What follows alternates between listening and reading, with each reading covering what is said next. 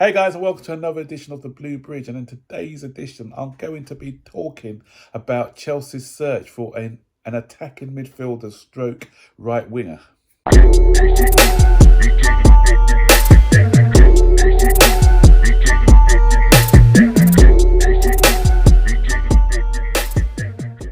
So, guys, the countdown has begun. Now we're 3 days away from the close of the window. Today's Tuesday, so after today, sorry. So we've got all the rest of Tuesday, we've got Wednesday, Thursday, Friday. So say 4 days before the deadline is shut. And Chelsea are still in search of that creative player, that number 10, or you can also play wide on the right. So according to some reports, we've drawn up a shortlist of 10 players. I think Fabrizio Romano said 10 players. I think Ben Jacobs was saying that we are looking out for a player there, and if the right opportunity presents itself, then Chelsea will act. So we're leaving it quite late in the market. I think the reason being is because obviously we wanted Elise, and for that deal fell through. The club were confident that we'd be getting the Elise deal. We decided to sign a new contract at Palace. Palace weren't happy with the way that we handle things, so it was back to the drawing board. Kudos, by the time we revisited that, apparently he was far down the line at for West Ham, so he gave his word to West Ham, apparently. Those are what the reports are saying. So we've got a list, and so I've got a 12-man. I said there's 10, but I'm looking at 12 players because some of these we've been linked with, and some I think it's what the fans want, and one's my ideal choice for this position, although I don't think we'll probably get him. So the one that everybody wants, everyone's his name is on everybody's lips at Chelsea, or the majority. It's the Cherki. He plays for Lyon, and he's played 84 games for them, 5 goals, 10 assists in those games. The goal output's not what you want it to be, really. You want it to be a bit higher. But I don't go by stats as well. You go by the eye test. He's like an exciting player, creative player who can unlock defences. But question marks are on his disciplinary record, on his defensive work, and other things. So, and is that enough to stop us from buying a player? Can he be moulded into that? I don't know. But people are comparing him to Hazard, but that's lazy, because when Hazard was playing in Lille, he was putting up bigger numbers in the goals and assist column. But he's got the potential. But 50 million, I don't think the club are happy to spend that, a bit reluctant to spend that sort of money on him. Next up is Wirtz. Again, I'm not sure whether it's us being linked with him or the fans who want him, the German guy. He's 15 goals in 78 games. Another guy who unlocks doors. And what's funny, I'm going to talk about another player in a minute, what links him. Everyone's getting excited about this Wirtz for what he's doing in the Bundesliga. But going on now, yesterday there were links to Jadon Sancho, and it's just the reaction of our fan base. Made me laugh, because if you rewind three seasons ago, because Sancho was the flavour of the month, every single Chelsea fan wanted Sancho, and everyone was saying that if there's anyone that Chelsea can get, they want it to be Sancho. And when he went to Manchester United, Chelsea fans were disappointed and having a go at Chelsea. Why didn't we go for him? He's a Chelsea fan and everything else. He's come to Manchester United. It hasn't quite worked out for him with a change of manager, and he didn't have he had an okay season last year, but not hitting the heights that he hit in the Bundesliga. And because he's no longer flavour of the month, now he's been looked at as a Chelsea prospect, and people are saying, "Oh, I don't want him anymore." So just say how fickle our fan base is. But he was a better prospect than Wirtz, and that's the thing. What I'm saying, because Wirtz is the new shiny toy, and he's playing in the Bundesliga. He's the one people want ahead of Sancho. May that make sense, guys? I, for one, think if Sancho was to come, I think he's got a lot to offer. He scores, goals and assists, 38 in 148 games for Dortmund, and he had a lot of assists as well. And those were league goals, but not in all competitions. So he hit double digits in goals and assists in his last season that he had at Dortmund. And a change of scenery, as I said, can do him all the good. But would he be at Chelsea? I don't think so, because his wages are quite high at Manchester United, so he'll have to fit into that wage bracket at Chelsea, and Manchester United will still probably command a sizable fee, so I don't think that one's going to happen. Eze, again, I'm not sure if it's the links by the fans or by the media, but 10 goals last season. I rate Eze. I'll take him at heartbeat. I'll take him ahead of Elise, to be honest. But again, it's too late in the market for us to go for Eze. It'll be a very expensive acquisition, and Palace, I don't think we'll let him go for now anyway. So that one, I'm going to write off. It's not happening. Next on the list, Nico Williams. Nico Williams looks good, a very good player. 6 in 47.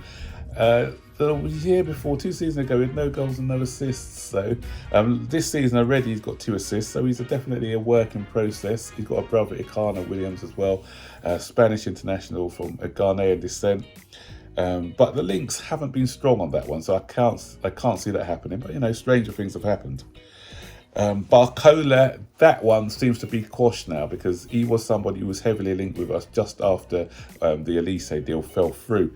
5 goals and 7 assists in the breakout season last year. Yeah, the reason why this one went cold is because Lyon wanted Andre Santos in return, in exchange. So I'm not sure whether it's a permanent that they wanted him on or on loan. It's probably a permanent. Chelsea said no. They said they're not interested in that deal. So that one didn't happen. I don't think it's going to happen now, as we don't know, 4 days before the window closes. Ferran Torres, he's one who's been linked, playing at Barcelona at the moment. 10 goals for Barcelona. Do I want Ferran Torres? I probably don't. I don't.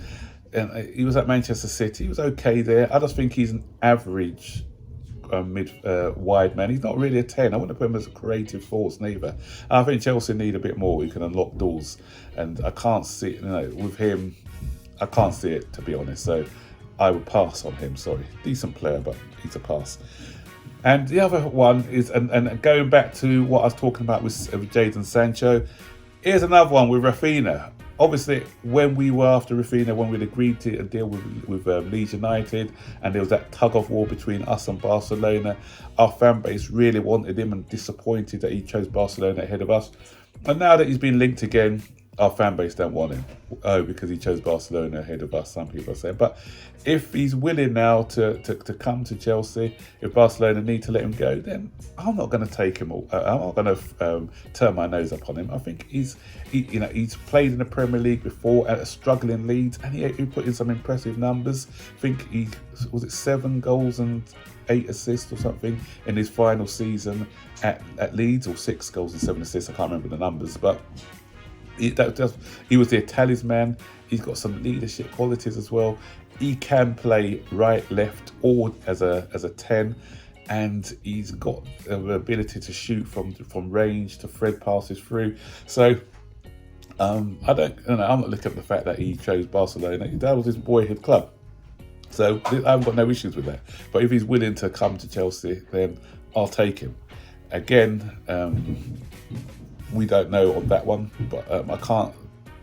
Maybe because Barcelona have got a couple of people coming through apparently, so that one may be one to look out for towards the end of the window. And then we have Marcus Edwards, Sporting Lisbon. He used to be at Tottenham Hotspurs. I remember him. He's a 5'6" diminutive player. He scored 10 goals in 47 games for Sporting, and he's well known by our scouting department as well. So he's and Pochettino has worked with him when he was at Tottenham as well. So I remember he mentioned what a good talent he was. But those links, there's an interest there. It hasn't really resulted in concrete talk, so they're just somebody that has been looked at. But I can't see that one happening. For me, he looks good, he looks decent, but I'm looking for someone a bit more stellar in that role, if I'm honest. Jonathan David is another one. Good numbers, 54 and 115 games for Lille. And he's somebody that Chelsea have been linked with on a number of occasions, on the Frank Lampard, on the Graham Potter. He's been somebody who's been on our radar. He's quite quick. He's Canadian international. He can operate in tight spaces. He can play across the middle. He can play across all areas, right, left, and the centre. He can play as a second striker as well.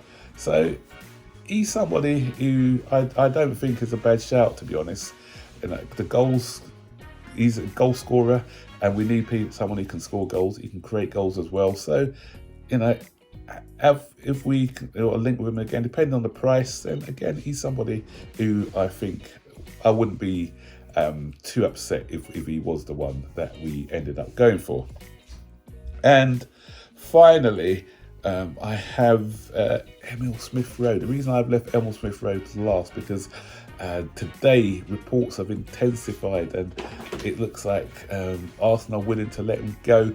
Chelsea are willing to do a deal to get Emil Smith Rowe at Chelsea to the club.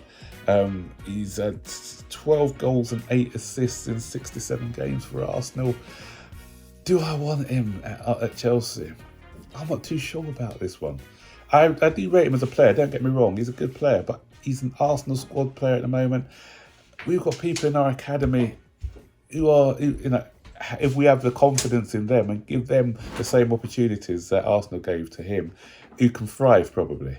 I'm thinking of Tino Anjorin. I'm thinking of even Callum Hudson. I know Callum Hudson-Odoi had that injury, but I'm thinking of Callum Hudson-Odoi, and he had a bit more confidence in his game and everything else.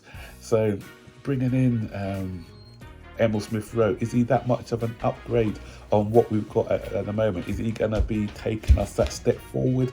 I just don't think so. So I'm not too sure about that one, if I'm perfectly honest. So there you have it. Did I mention 10, 12? I can't remember now. I had a list there. So if I forgot it... Oh, sorry. My final one. This is the one I would love to get. I don't think it's going to be attainable due to his release clause being about 80 million. He signed a new contract. But he's the perfect, ideal player to play for Chelsea in that 10 right wing / right wing slot.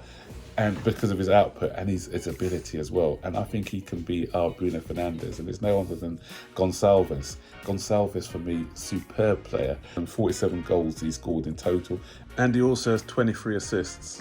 So if you're looking for goals, if you're looking for assists, Gonçalves is the man for me.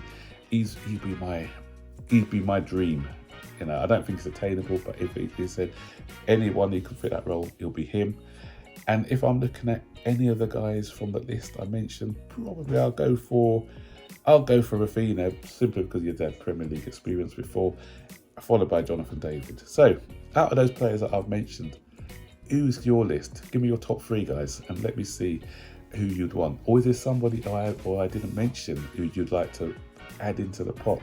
Just stick the name into there, and we'll see. And let's have a conversation. So don't forget, guys, to like, subscribe, turn on post notifications so you're notified every time I make a new video. So, goodbye.